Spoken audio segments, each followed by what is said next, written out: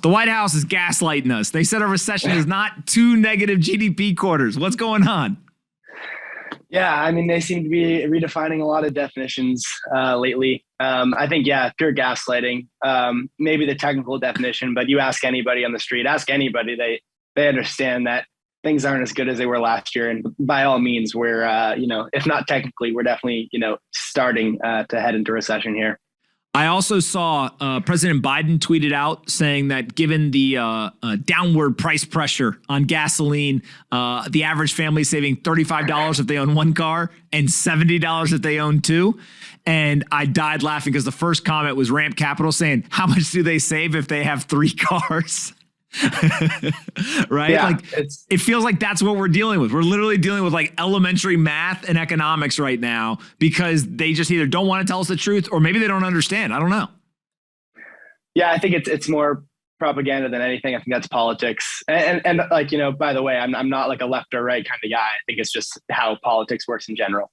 My general take on it is exactly that, which is like something that used to just be math is now being co-opted by the political administration. And it's on both sides of the aisle, right? We just had another president who was doing very similar things. And they just continue to try to twist the data to tell stories about the stock market, the economy, whatever. It's pretty incredible to watch. You have U.S. consumer sentiment and EU consumer sentiment charts stacked on top of each other. They don't look good. What's going on? No. It's truly remarkable, just kind of the situation we find ourselves in as a global economy. We've been talking about it. You've been talking about it on your show for the last year. But truly, it's kind of like the perfect storm of just craziness that's leading us here, right? So we have this kind of huge global asset bubble, everything bubble that seems to kind of be in the process of popping. That's been happening for the last 8 months or so. Post-COVID, all that stimulus. On top of this, you have the structural inflation problem, which they were trying to, like if we go back a little bit, they were trying for the longest time, for really almost 20 years, to spur inflation. They said inflation's too low, right? CPI was hovering around 2%, and they wanted to kickstart that inflation a little bit. They were doing quantitative easing. They couldn't do anything to get any inflation. I mean, hell, the Eurozone had negative interest rates until just last week for about a decade.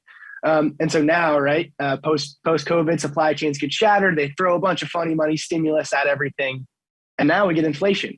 And that's a good thing for these they were actually rooting for this inflation. Why? Because the debt loads were so large that they needed a way to kind of erode the real value of the debt. It was actually a plan.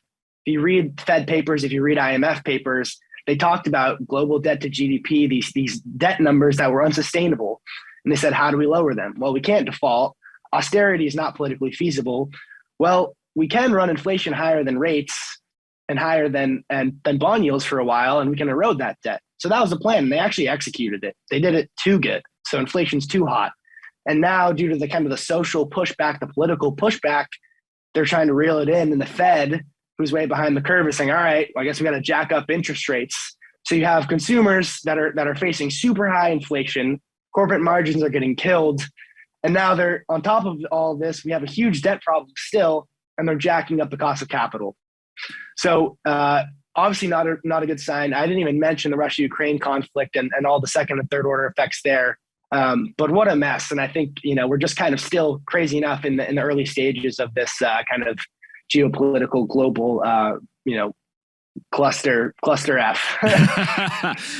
When you think about the Federal Reserve, they were obviously still buying assets and they had interest rates at 0% going into the end of the year. Inflation was over 7%, super scary situation. In hindsight, they probably shouldn't have been doing that.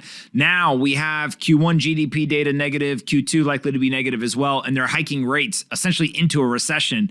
Are they just repeating the same mistake, but on the other end of the spectrum? Yeah, I think the Fed is behind the curve. I mean, that's kind of an obvious statement at this point. They, in hindsight, shouldn't have been jacking up, mortgage-backed securities and treasury bonds into 2021 at a clip of, $120 billion a month into a hot economy. And they could have honestly raised that, those front-end rates earlier. Well, obviously that's in the past. Can't do anything about it now. So they're very behind the curve, and they're actually hiking into a recessionary period. And I think they've kind of telegraphed that they're doing this because they're explicitly trying to crush demand.